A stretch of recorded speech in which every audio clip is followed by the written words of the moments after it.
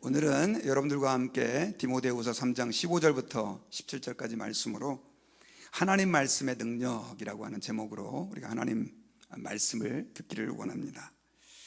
여러분, 신앙생활에 있어서 기도도 중요하고 또 전도도 중요한데 사실 가장 많은 비중을 차지하고 있는 것이 무엇이냐라고 묻는다면 우리는 성경 말씀이다 라고 말할 수 있어요.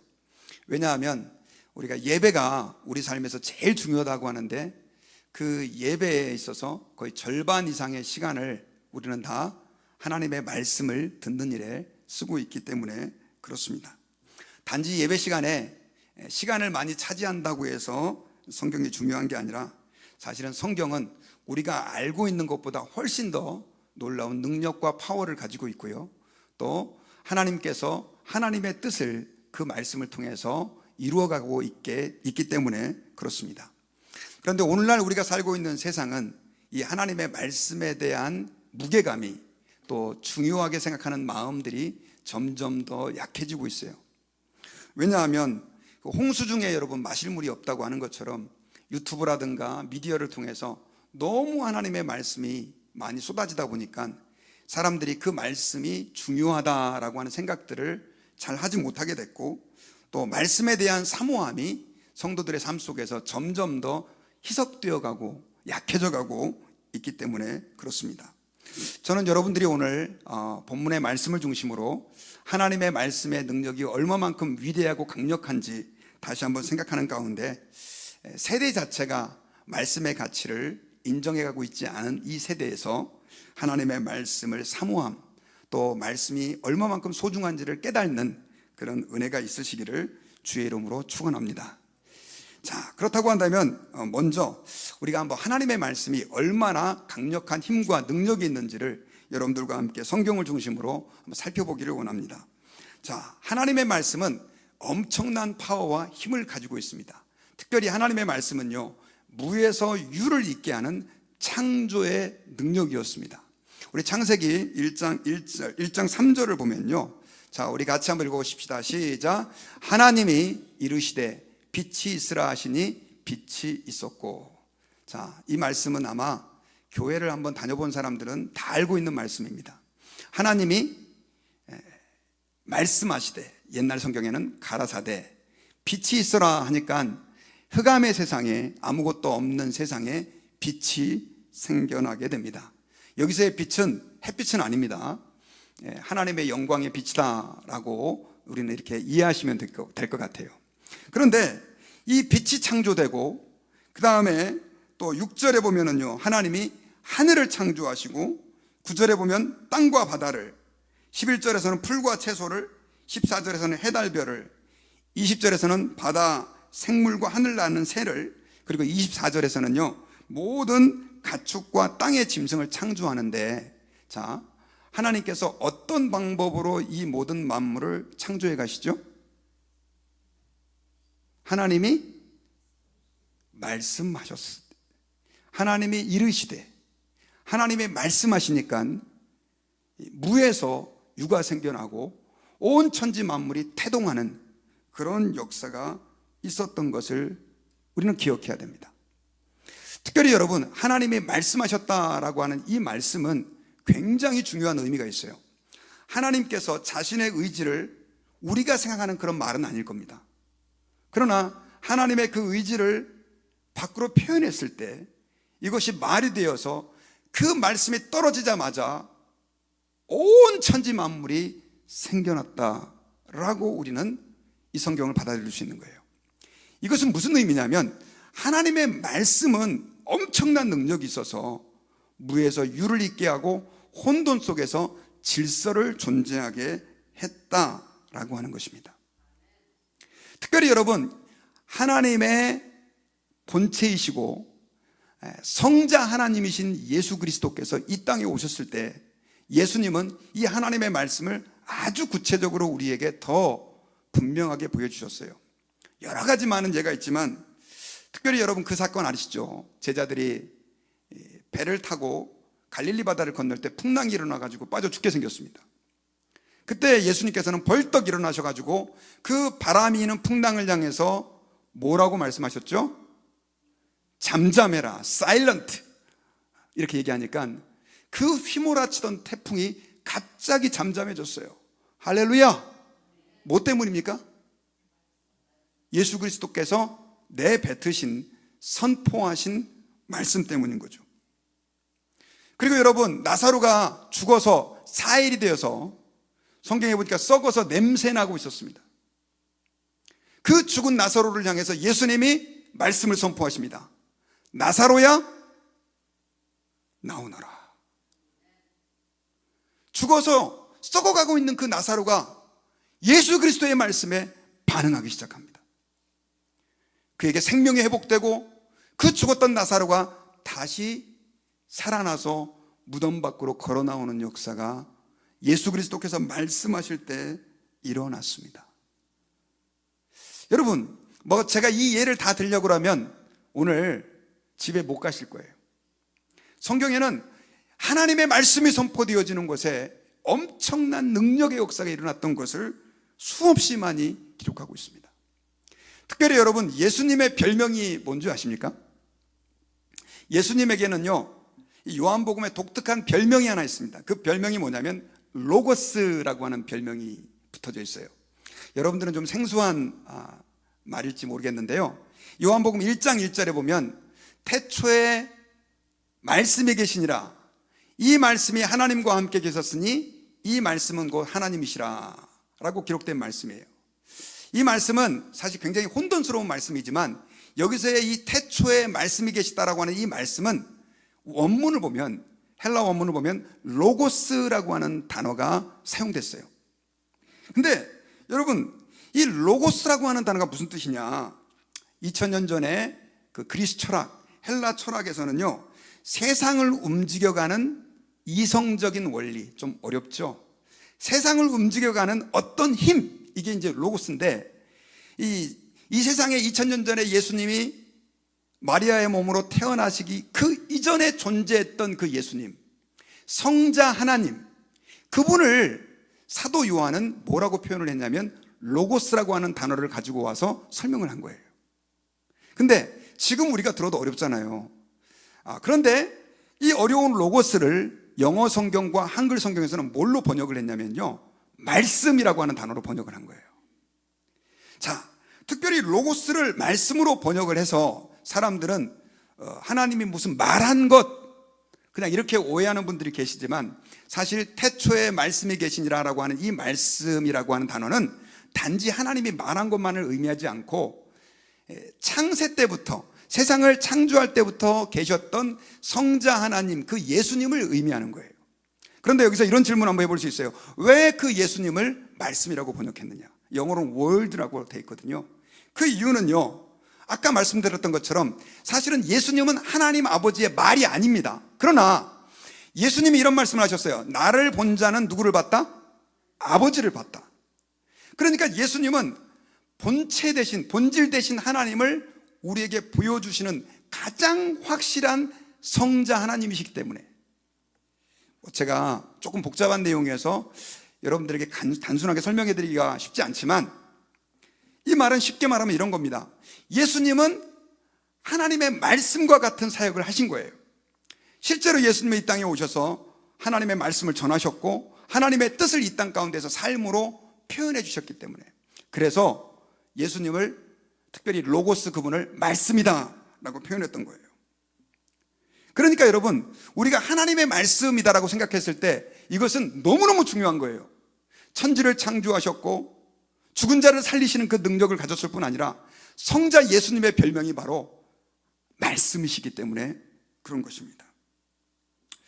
특별히 여러분, 이 예수 그리스도의 이 말씀은, 그래서 하나님의 이 말씀은 오늘날 이 땅의 삶 가운데에서 너무나 강력한 능력으로 지금도 일하고 있습니다. 우리는 말씀, 그리고 설교 그러면 그냥 그저 그런 거라고 생각하지만 이 하나님의 말씀은 오늘날의 삶에서 예수님께서 마치 말씀하셨을 때 죽은 나사로가 살아나는 것처럼 믿지 않는 영혼이 하나님의 말씀을 접할 때 그 영혼이 사는 역사도 일어났다는 거예요. 여러분 한번 생각해 보세요. 안 믿는 사람에게 우리가 복음을 전해요. 예수 안 믿는 사람에게. 예수님이 하나님의 아들이신데 당신을 구원해 주시기 위해서 사람이 되셔가지고 이 땅에 오셨습니다. 그 예수님은 당신의 모든 죄를 다 담당하시고 십자가에 못 박혀 죽으셨습니다. 이제 그 예수 그리스도를 당신이 믿기만 하면 당신의 그 모든 죄가 용서받고 구원받고 하나님의 자녀가 됩니다. 그 예수님을 믿으시죠? 이거 믿을 수 있습니까, 여러분? 쉽지 않죠. 그런데 여러분, 저도 그 말씀을 듣고 예수님을 믿었고 여기 앉아 계신 여러분들도 그 말씀을 듣고 예수님을 믿으신 줄을 저는 믿습니다. 그럼 무슨 일이 일어난 거냐 이거죠. 무슨 일이? 그 이유가요, 성경 로마서 10장 17절에 기록이 되어 있습니다. 자, 우리 같이 한번 크게 읽어보십시다. 시작. 그러므로 믿음은 들음에서 나며 들음은 그리스도의 말씀으로 말미암았느니라. 자, 여러분들 지금 믿음이 있으시잖아요. 그래, 예수님 믿으신 거잖아요. 그런데 그 믿음이 어떻게 생겨났느냐? 주님의 말씀을 듣다 보니까 그 말씀이 신비하게 우리의 영혼에 역사하셔서 합리적이지 않고 논리적이지 않지만 이게 믿어지는 거예요. 그래서 그 믿음으로 저와 여러분들이 예수님을 믿고 하나님의 백성이 되어진 것입니다. 자, 하나님이 말씀하셨을 때 무에서 유가 생겨나고 예수님이 말씀하실 때 죽은 자가 살아난 것처럼 오늘 기록된 하나님의 말씀이 저와 여러분들에게 선포되어질 때 하나님의 그 능력이 역사하셔서 우리의 굳은 마음, 고집스러운 마음을 바꿔서 예수님을 믿게 하시고 그 예수님 앞에 엎드려서 예수님을 주인으로 인정하는 그런 변화가 일어나게 하셨다는 거예요. 할렐루야! 자, 오늘 우리가 함께 봉독한 말씀에 바로 그 이유가 기록되어 있어요. 아니, 도대체 하나님의 말씀, 도대체 성경이 뭐길래, 그리고 목사님이 증거하는 그 말씀이 어떤 의미가 있길래 그런 생명의 역사가 일어나느냐. 자, 오늘 우리 성경같이 디모데후서 3장 16절 같이 한번 읽어봅시다. 자, 디모데후서 3장 16절 시작. 모든 성경은 하나님의 감동으로 된 것으로 교훈과 책망과 바르게 함과 의로 교육하기에 유익하니. 자, 여기서 주목할 말씀이 있어요. 자, 모든 성경은 뭘로 됐다고요? 하나님의 감동으로. 여기서 하나님의 감동이다라고 하는 말은 좀 어렵죠. 이 원문을 보면 하나님이 숨을 불어넣은 것이다, 이렇게 직역을 하면 해석할 수 있어요. 자, 모든 성경은 하나님이 숨을 불어넣은 것으로 교훈과 책망과 바르게 함과 의로 교육하기에 유익하니. 그리고 이 앞절에서는 보면 그 성경은 사람들로 하여금 믿게 한다, 믿음을 갖게 한다, 이런 내용이 15절에 기록되어 있거든요. 자, 그 이유가 뭐냐? 이 성경에는 하나님의 숨이 불어넣어져 있다는 거예요. 여러분, 창세기에 보면 하나님이 흙으로 아담을 만드셨습니다. 그리고 그 코에다가 뭘 불어넣으셨죠? 생기를. 그러니까 그제서야 아담이 살아있는 영혼을 가진 사람이 된 거예요. 생명이 됐다, 이렇게 표현되겠습니다. 자, 아담은 하나님이 숨을 불어넣은 존재가 되어서 그 사람이 그냥 동물과 같이 그런 육체만 가진 존재가 아니라 영혼을 가진 영적인 존재가 된 거예요. 그런데 하나님은 그 숨을 아담에게만 불어넣은 게 아니라 어디다가도 불어넣었다고요? 하나님의 말씀에. 그러니까 하나님의 말씀을 우리가 듣고 하나님의 말씀을 읽고 하나님의 말씀을 공부하다 보면 여기서 어떤 일이 일어나느냐? 우리 삶에 하나님의 성령님이 역사하셔서 굳은 마음이 깨져서 회개하게 되고 하나님 앞에서 교만한 심령이 하나님 앞에서 낮아지게 되고 도대체 예수님을 믿을 것 같지 않던 그 심령이 하나님의 말씀을 듣는 가운데 어느 순간 횟가닥 뒤집어져서 예수님을 주님으로 믿게 되는 그런 역사가 일어난다는 거예요. 여러분, 우리는 하나님의 말씀이 능력 있다라고 다 말합니다. 하지만 그 말씀이 우리는 얼마나 능력이 있는지를 실감을 해야 돼요. 제가 이 내용을 가지고 지난주 나이스크 집회가 우리 목사님들 세미나가 교회에서 있었잖아요. 그래서 제가 주제 발표를 했는데 그 중에 한 목사님이 이런 얘기를 하더라고요. 제 강의를 듣고 나서, 목사님, 저는 목사인데도 하나님의 말씀을, 그 능력을 신뢰하지 못하고 설교할 때가 참 많았네요. 저도 그런 얘기를 했어요. 저도 그럴 때가 많았습니다. 여러분들 어떠십니까? 여러분들이 이 하나님의 말씀의 능력을 실제로 믿으시나요? 우리가 오늘 그 말씀의 위대한 능력들을 좀 회복했으면 좋겠습니다. 성경에 보면요, 정말 기가 막힌 스토리가 나옵니다. 하나님의 말씀이 어떤 능력이 있는지.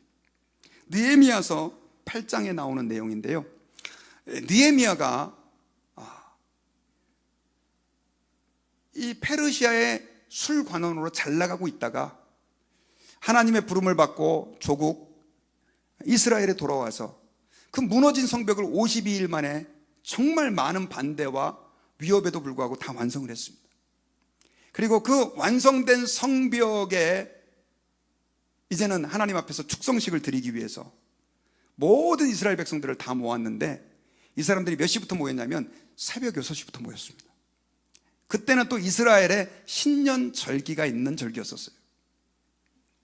보니까 8장 3절에 수문앞 광장에서 새벽부터 정오까지 남자나 여자나 알아들을 만한 모든 사람 앞에서 읽음에 뭇백성이 그 율법책에 귀를 기울였는데, 그리고 나서 새벽 6시에 이 느헤미야가 한 게 뭐냐면 그 수많은 백성들 앞에서 율법의 말씀을 들은 거예요. 읽게 한 거예요. 좀 저를 좀 보십시오. 졸리신 분들은 허벅지를 좀 꼬집고 오늘은 말씀에 대한 부분입니다. 이 느헤미야가 에스라를 통해서 모든 백성들을 모아놓고 그 성경을 선포하게 하셨는데, 이 말씀을 그저 읽기만 하고 백성들이 못 알아듣으니까 레위인들에게 그 말씀을 좀 해석할 수 있도록 약간 이제 성경을 해석을 해주는 일들을 했는데, 이 백성들이 그 말씀을 듣는 가운데 다 통곡하며 우는 역사가 일어난 거예요. 에스라가 강단 앞에 가가지고 저처럼 설교한 것도 아니고 그냥 성경을 읽었어요. 그런데 백성들이 막 우는 거예요. 우리 9절을 같이 한번 읽어보십시다. 8장 9절 시작. 백성이 율법의 말씀을 듣고 다 우는지라. 총독 느헤미야와 제사장 겸 학사 에스라와 백성을 가르치는 레위 사람들이 모든 백성에게 이르기를, 오늘은 너희 하나님 여호와의 성일이니 슬퍼하지 말며 울지 말라. 백성들이 말씀을 듣는 가운데 막 운 거예요. 왜 울었을까요? 하나님 말씀을 듣고 보니까 자기들이 얼마만큼 죄인인 걸 깨달은 거예요. 근데 저는 여기에 이 말씀의 능력이 역사하셨다고 믿습니다. 백성들이 새벽 6시부터 모여가지고 하나님 앞에 예배하기 위해서 모였고, 그들이 사모하는 마음으로 하나님의 말씀을 들었을 때 성령님은 그 말씀 속에서 불과 같이 역사해서 그렇게 강팍했던 사람들, 드라이했던 마음들, 죄악 중에 쪄들어 살고 있었던 그 심령에 성령님이 역사하신 거예요. 막 통곡이 일어난 거예요. 통곡이. 성경에 보니까 새벽 6시부터 정오까지 이런 일이 있었다고 얘기하고 있습니다. 몇 시간입니까? 6시간 동안. 6시간 동안 의자에 앉은 것도 아니에요. 그냥 광장에 앉아가지고 그렇게 하나님의 말씀을 들으며 그들은 회개하기 시작했습니다. 그러면서 이들이 특별히 하나님 앞에서 말씀을 듣고 보니까 7월 15일부터 22일까지 일주일 동안은 초막절이라는 걸 지켜야 되는구나. 그 전까지는 그런 거 신경 안 쓴 거예요. 하나님 말씀 신경 안 쓰고 내 마음대로 산 거예요. 그걸 회개하고 깨닫고, 야 그럼 우리 당장 초막절 지키자 해가지고 자기 집에서 안 살고 그 바깥에 길가에서 혹은 지붕에서 그 지푸라기하고 나무 가지고 일주일을 삽니다. 광야에서 하나님이 이스라엘 백성을 인도한 것을 그들이 기억하기 위해서. 그리고 나서 7월 22일 날 초막절이 끝난 다음에 24일 날 이 사람들이 다시 모입니다. 왜냐? 초막절 지키느라고 제대로 회개를 못했어요.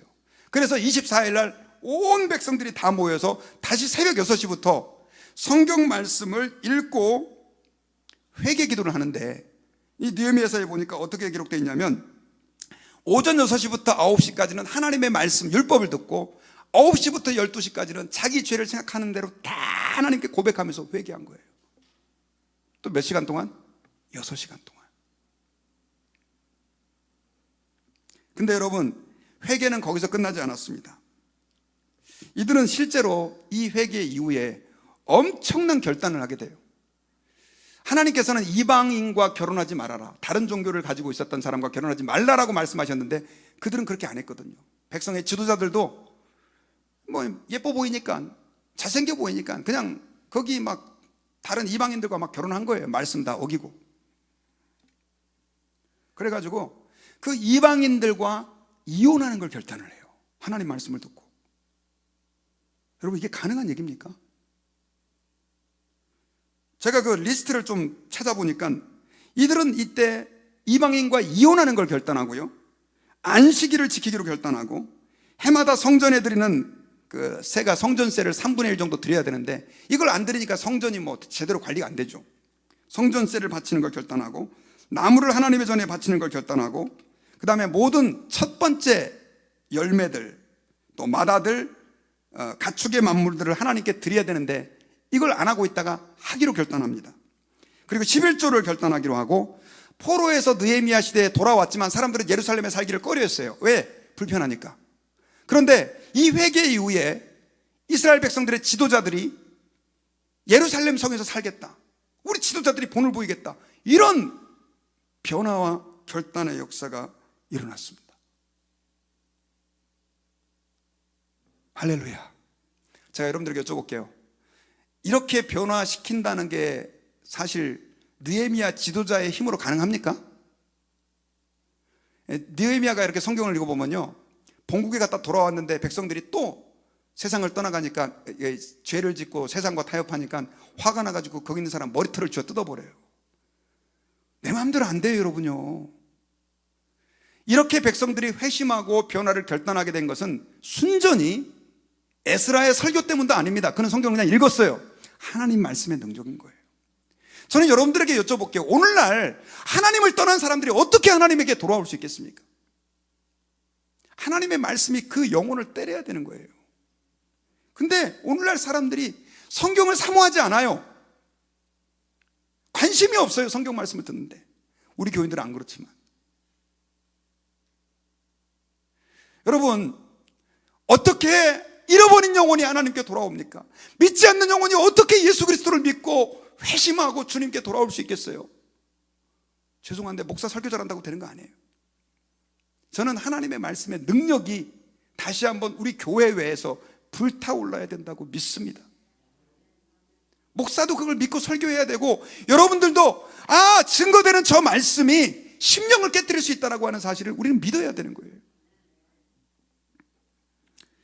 교회사에서, 한국 교회사에서 이런 일이 있었습니다.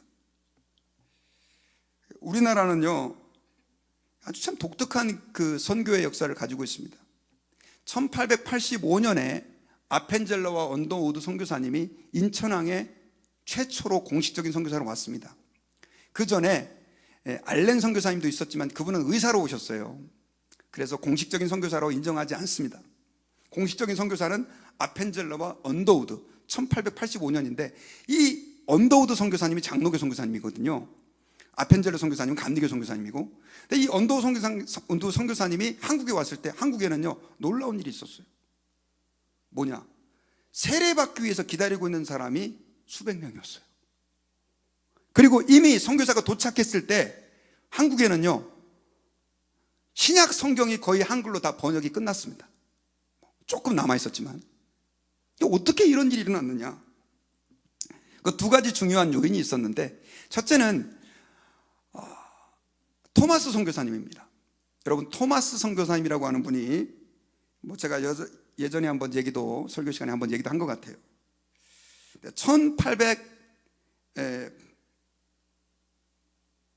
1876년이죠. 이때 제너럴 셔먼이라고 하는 그 배를 타고 이 대동강을 통해서 우리나라 조선으로 들어옵니다. 원래 이분은 중국 선교사로 갔는데 거기서 부인과 딸을 잃어요. 그래서 너무 낙심해가지고 그 상해에 있다가 연태라고 하는 지역에서 세관원물을 보게 되는데, 이때 세관원물을 보다가 조선 사람을 만나는데, 이 조선 사람에게 무슨 소식을 듣냐면 이 조선 땅에는 예수 믿는 사람이 없다, 개신교 성도들이 없다는 걸 듣고 나서 조선에 대한 마음을 품습니다. 그래서 그 사람에게 한국말을 배우고 나중에 이제 통역관으로 제너럴 셔먼을 타고 조선으로 돌아오는데, 이때 무슨 일이 있었느냐, 바로 이 천주교인 8,000명이 죽는 병인 양요가 있었습니다. 아주 조선이 그 외세에 대해서, 특별히 기독교에 대해서 반대 성향을 가지고 있던 때였는데, 결국 이 제너럴 셔먼을 타고 오는 이 제너럴 셔먼은 상선이었었어요. 그러니까 이제 상업을 하는 배였는데, 이 배가 대동강에서 격침이 돼요. 그때 이 토마스 선교사님은 격침되는 배에서 500권의 중국어 성경을 가지고 뛰어내려요. 그리고 간신히 헤엄쳐서 대동강 강변으로 왔는데, 이 대동강 강변에 오자마자 그가 가지고 있던 500권 성경을 갖다가 그냥 사람들에게 그냥 다 뿌려버립니다. 그리고 제가 그림도 좀 가져왔는데, 이 대동강에서 토마스 선교사님은 이 조선 군인에 의해서 순교를 당하십니다. 이 순교를 당하면서 토마스 선교사님이 자기를 죽이는 박충권이라고 하는 군인에게 마지막 자기가 가지고 있던 성경을 전해주면서 예수를 믿으라고 해요. 전도를 해요. 토마스 선교사님의 나이 27세였습니다. 얼떨결에 성경을 받은 이 박충권은 그 당시 금서였기 때문에 이걸 집에다 숨겨둡니다. 근데 이걸 누가 읽게 되냐면 조카였던 이영태가 그 성경을 우연히 발견해서 읽고 예수를 믿고 나중에 교회의 영수가 돼요. 지금으로 말하면 전도사급에 해당하는 사람입니다. 그리고 박충권은 이때 제너럴 셔먼을 잘 물리쳤다라고 하는 공을 인정받아가지고 높은 벼슬에 오르게 되는데, 나중에 그가 나이가 60대가 됐을 때 그 성경을 또 우연히 읽다가 예수 그리스도를 믿게 됐고, 마펫 선교사님에게 세례를 받고 이분도 영수가 돼가지고 교회를 섬기는 전도사의 역할을 감당하게 돼요. 자, 하나님의 말씀의 능력이죠. 뿐만이 아닙니다. 토마스 선교사에게 그 한문 성경 세공을 받은 어린이가 하나 있었는데, 12세의 최치량이라고 하는 그 아이였었어요. 이 아이는 잘 모르니까 이 책을 받아가지고 그 당시 영문주사라고 하는 박영식에게 책을 넘깁니다. 근데 이 박영식은 책을 받아들고, 요게 보니까 종이가 질이 참 좋거든요. 그래서 한문으로 된 이 책이었기 때문에 그 당시 종이가 귀할 때니까 이걸 갖다 자기 집 벽을 다 도배를 합니다. 도배를 해요. 그런데 나중에 이 집이 여관이 되고, 이 여관이 된 집을 아까 그 12살의 어린 소년이었던 최치량이 다시 사가지고 여관으로 운영을 하게 되는데, 이곳에 아까 박충권에게 세례를 줬던 마펫 선교사님이 우연히 그곳에 들리게 됩니다. 그리고 나서 거기에서 최치량에게 복음을 전하고 예수님을 믿게 되고, 더 놀라운 일은 그 여관에 묵었던 사람들이 그 벽에 붙은 한문 성경을 읽고 예수님을 믿는 사람들이 많아지게 된 거예요. 그리고 나중에 그 성경으로 도배했던 그 집은 널다리골 예배당이라고 하는 우리 조선 최초의 예배당이 됩니다.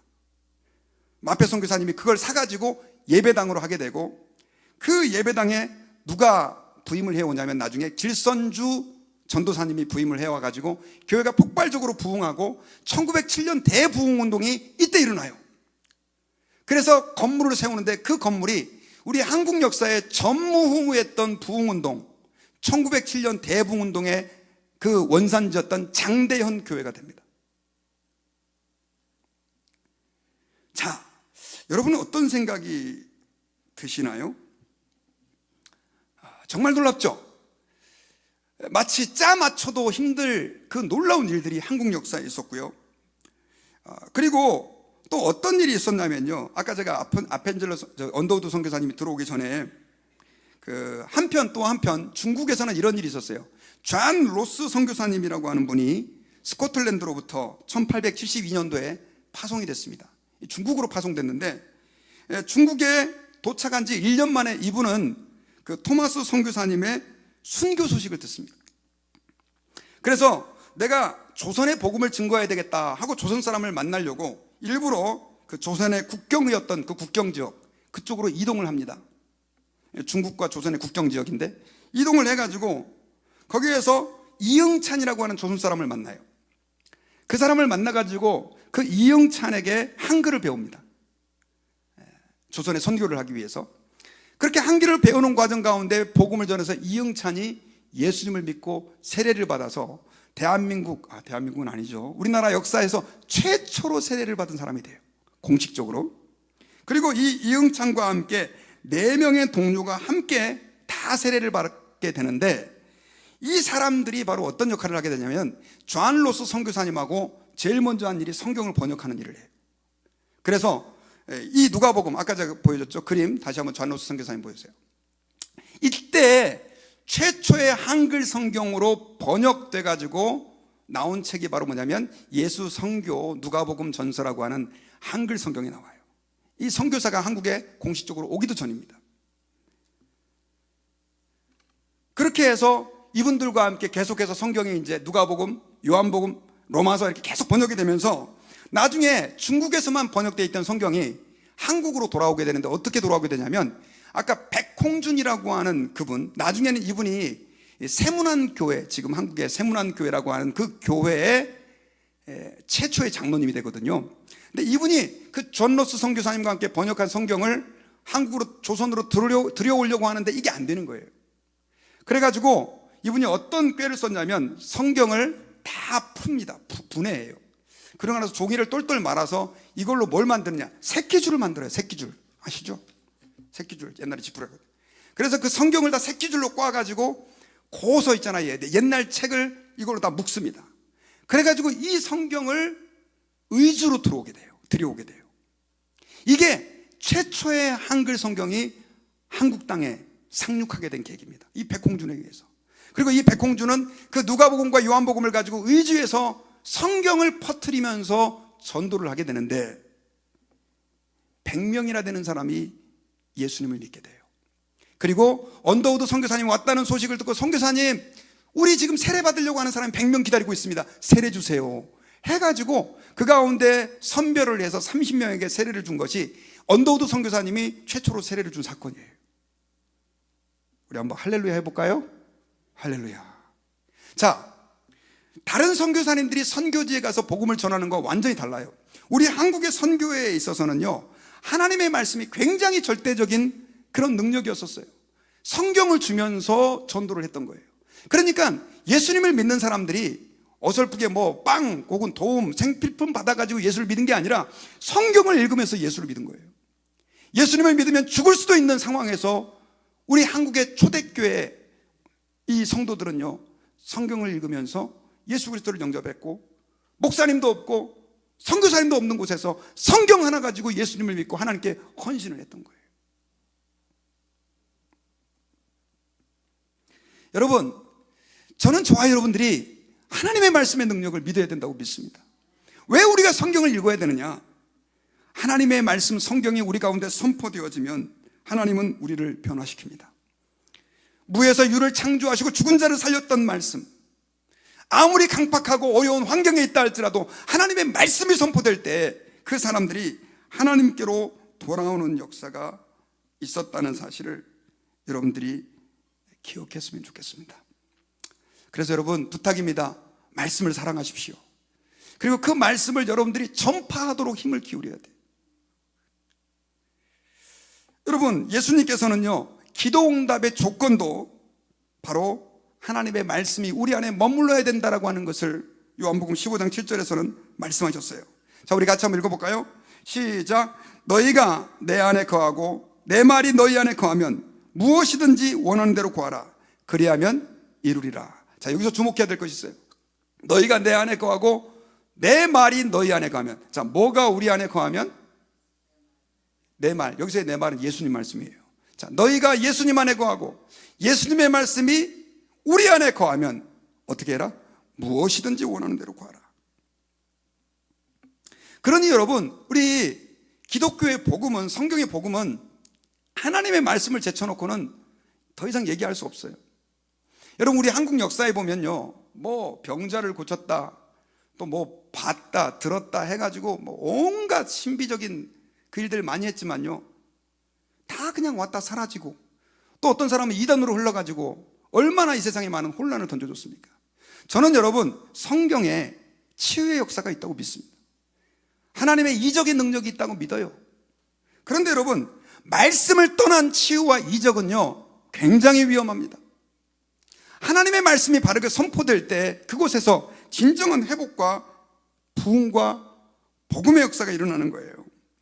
그래서 여러분, 이 바울은 어린 디모데에게, 사실 나이가 어린 디모데, 경험도 부족한 디모데가 어떻게 목회를 잘할 수 있겠습니까? 그에게 이렇게 당부를 했어요.